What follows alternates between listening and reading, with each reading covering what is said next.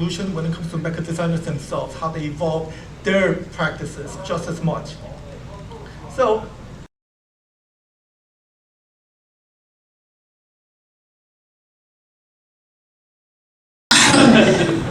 The Killing Joke was written by Alan Moore, who had no intentions. He had no intentions with this book other than shock factor. He has said since he regrets writing it. He was not saying anything profound. He has even said someone should have reined him in, which was the job of editor Len Wein, who, when asked by Moore how he felt about paralyzing Barbara Gordon, he said, "Cripple the bitch."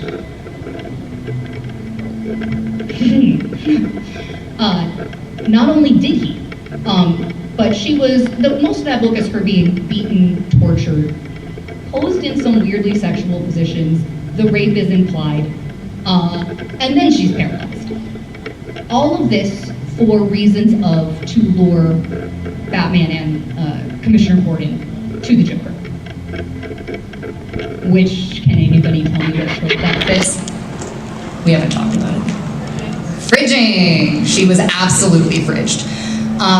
It is one of the most abhorrent stories written, ever, in any media. And what's worse is there are about 8,000 think pieces and video essays on YouTube as to why it's the most profound thing and why it's so good and why it's a cultural milestone and why every comic book reader should read it.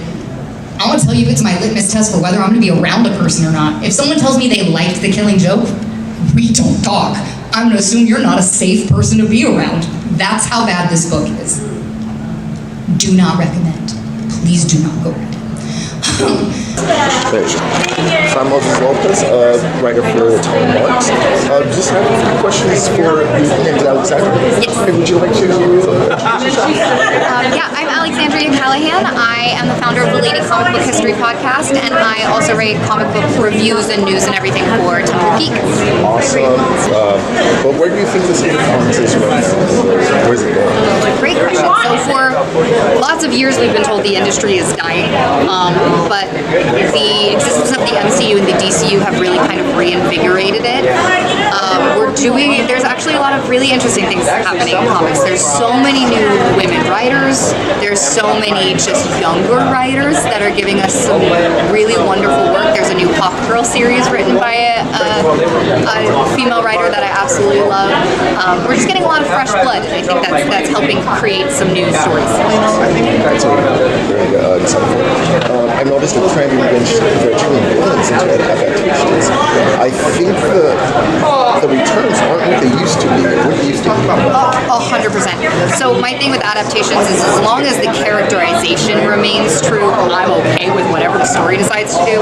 But unfortunately, too many times now, and it started with Joker.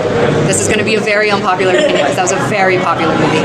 But they gave Joker an origin story that he simply did not have. In fact, most of what they gave him would have fit better with like a Lex Luthor origin story, in an attempt to make them more sympathetic or whatever. And it honestly, it takes away from the character more than it adds to it, I feel. It was not canonical. Was that? I get it. I get the idea of just exploring things and everything like that. But the problem is that when those movies become super popular, then you have a shift in the fan base that only know that version. And so they go read comics and they get in touch with its origins and they're like, well, this is terrible. This is nothing like what I saw. And we're like, yeah.